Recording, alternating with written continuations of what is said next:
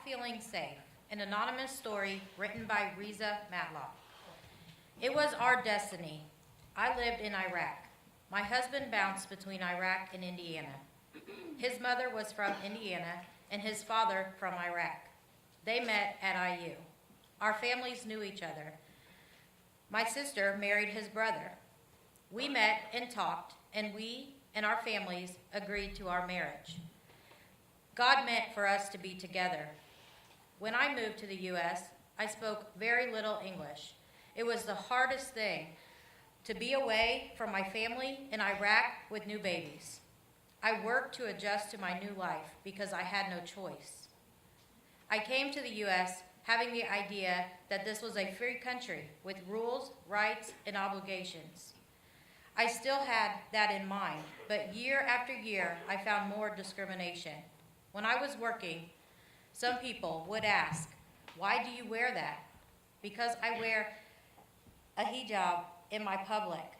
I work with women from Mexico, Poland, Syria, and we were sometimes felt like other nurses treated us differently. When I tell my children we are different, we will stay different. Different is not a negative thing. People will know our names, our color, our accent, our behavior. We are different.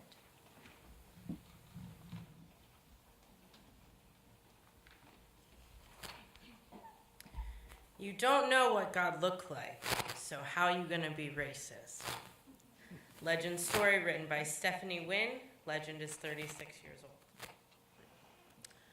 When I first got here from Liberia, the change in school was like going straight from the 2nd grade to the 7th grade. My accent was real thick, so I hated talking in class. I still get anxiety today to read in front of a big crowd. And you know, it was the opposite of what you would think for me, because it was the black kids that bullied me. They would call me names and make fun of me. They would ask the most crazy questions. They used to say, "Do you guys wear clothes in Africa? Do you guys have moms and dads?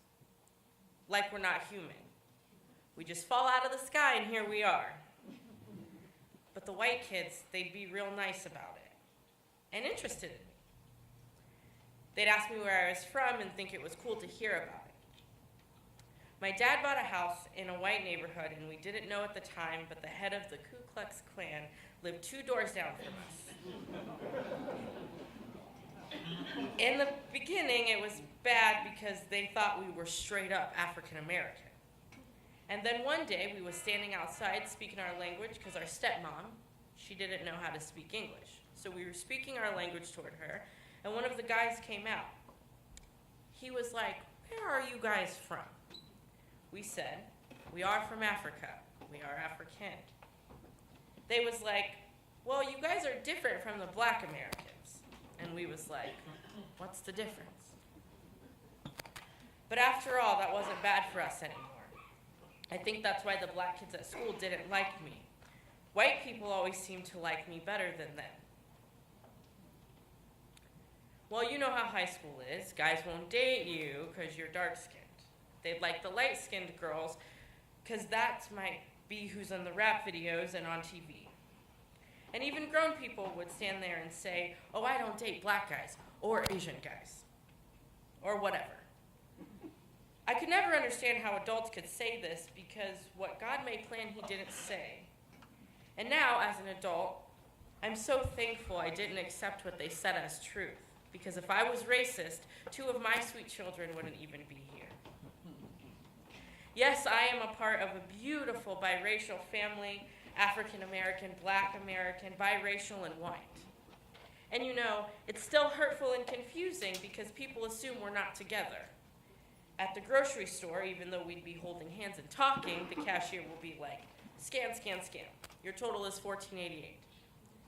And then look at me. "Can I help you?" Like she don't know we're together. People need to ask God to help them start seeing things different. People who are straight up racist, they don't have any respect for God.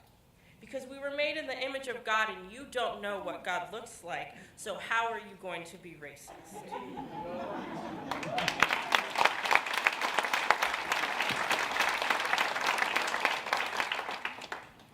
A Battle to Fight, Ella McNeary's story, written by Lenore Allen.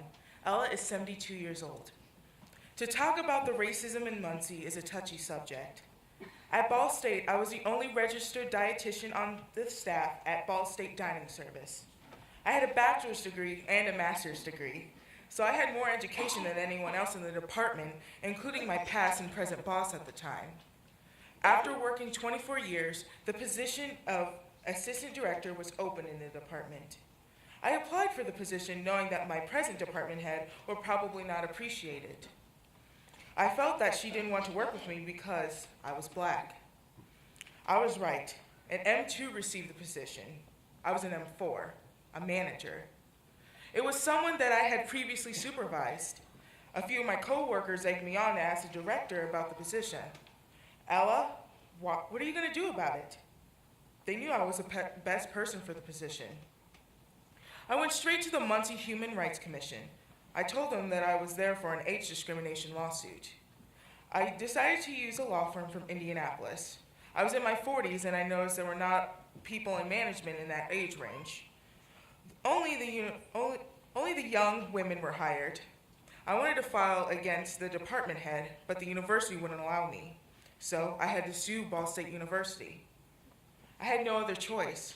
I believe I was the first black single woman to file a lawsuit against Ball State. As time went on, we settled. It was not a big settlement, but my husband and I had always been frugal. I was a saver. The one thing that we did was pay off the house. And life after retirement has been fulfilling and rewarding.